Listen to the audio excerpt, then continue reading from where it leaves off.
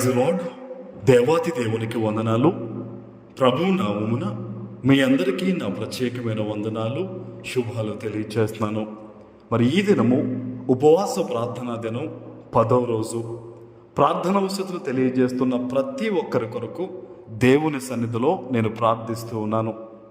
ఈ దినము కొరకు ఏర్పాటు చేయబడిన దేవుని వాగ్దానము కీర్తనలో 91వ కీర్తన 3వ వచనము. వేటకాని ఊరిలో నుండి ఆయన నిన్ను విడిపించును, నాశనకరమైన తెగులు రాకుండా నిన్ను రక్షించును. దేవుని నామానికి మహిమ కలుగునుగాక.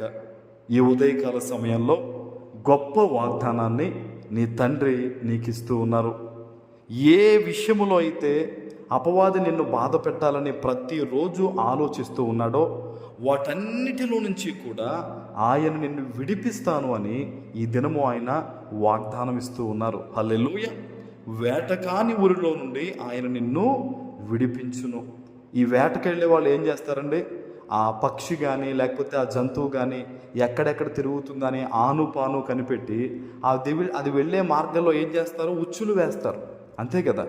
అలాగే ప్రతిరోజు కూడా మన జీవితంలో మనం ఎక్కడెక్కడికి వెళ్తాం, ఏమేం చేస్తాం, ఎలా ఉంటాం అన్నది అపవాదికి తెలుసు కనుక వాడు అనేక చోట్ల బయటకు వెళ్ళే మన కుటుంబ సభ్యుల పట్ల కానీ, ఉద్యోగాల పట్ల కానీ, ఆశీర్వాదాల పట్ల కానీ, ఆరోగ్యం పట్ల కానీ వాడు ఎన్నో వలలు వేస్తూ ఉంటాడంట. ఎన్నో రకాలుగా నాశనం చేయాలని చూస్తూ ఉంటాడంట. అయితే దేవుడు చెప్తూ ఉన్నారు, ఈ దినము వాగ్దానం వింటున్న నీతో దేవుడు మాట్లాడుతున్నారు. ఆ యొక్క ఊరిలన్నిటిలో నుంచి కూడా ఆయన నిన్ను విడిపించబోతూ ఉన్నారు. ఆమేన్. దేవుడు గొప్ప వాగ్దానాన్ని ఈ దినము నీకు ఇస్తూ ఉన్నారు కనుక ఈ వాగ్దానాన్ని బట్టి నువ్వు దేవునికి కృతజ్ఞతాస్తుతులు చెల్లించాలి. కృతజ్ఞత చెల్లించడం అనేది దేవునికి ఇష్టమైంది. ఆమేన్. ఇంకొక మాట చెప్తున్నారు దేవుడు, నాశనకరమైన తెగులు రాకుండా నిన్ను రక్షించును.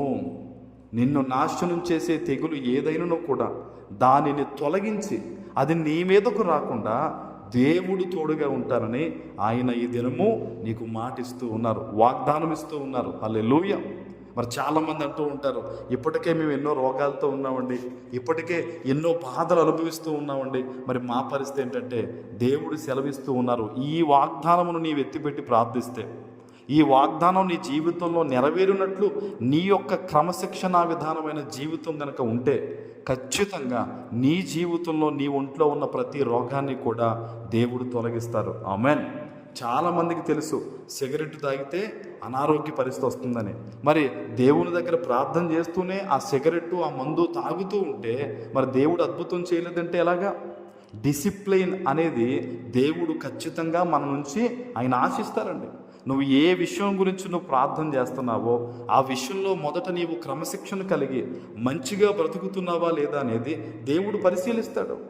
ఈరోజు ఈ వాగ్దానాన్ని వింటున్న నీవు, దేవుడు చెప్తున్నాడు, ఏ తెగులు, ఏ రోగము, నాశనకరమైన రోగము నీ మీదకు రాకుండా దేవుడు కాపాడుతా అంటాడు. కాబట్టి జ్ఞానము కలిగి ప్రవర్తించు. ఏదన్నా తినకూడదు తినడం కానీ, త్రాగకూడదు త్రాగడం కానీ అది నీకు తెలిసినప్పుడు నువ్వు చేయకూడదు. అప్పుడు ఏమవుతుంది? నీకు కాపుదల ఉంటుంది. ఆమేన్. ఈరోజు దేవుడు ఏదైతే వాగ్దానం ఇస్తూ ఉన్నాడో అది నెరవేర్చడానికి దేవుడు సిద్ధంగా ఉన్నారు కనుక అది నీ జీవితంలో నెరవేర్చబడినట్లు ప్రార్థన చేయి.